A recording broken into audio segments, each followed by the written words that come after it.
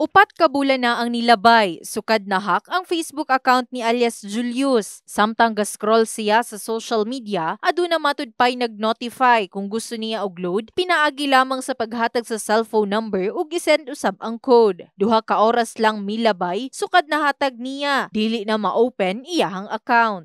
Na ako'y na-open na link ato, unya akong gipindot.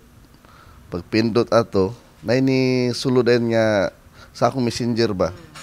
Nga duha ka babae puli-pulihan ko niya og message nga ako pod si kog reply antud na abot na dito sa gipangayo niya ako ang cellphone number. Nakabuhat na lang siya og bag-ong account ay pa nakaadto sa buhatan sa Regional Anti-Cybercrime Unit Kunrako 12 aron magpatabang nga ma-recover kini.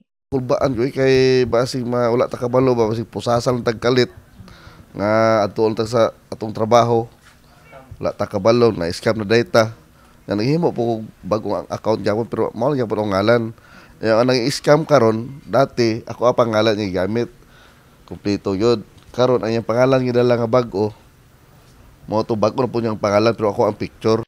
Kung nakabuhat na og bag-ong account, lisod na matud pa i-recover ang nahack na account, mas maayo nga i-report dayon kini sa Rako 12. Huwag po nating hayaan na anong tawag nito na hayaan lang na na-hack then yung gagawa tayo ng panibagong account for our personal use kasi it might be na yung mga cybercriminals ay gamitin ito para mangbiktima ulit ng ibang tao, maging modus nila para maghingi naman ng pera and so on and so forth. Tungod ni ini, nagpahinumdum sila sa angayang buhaton aron luwas sa mga hacking incident.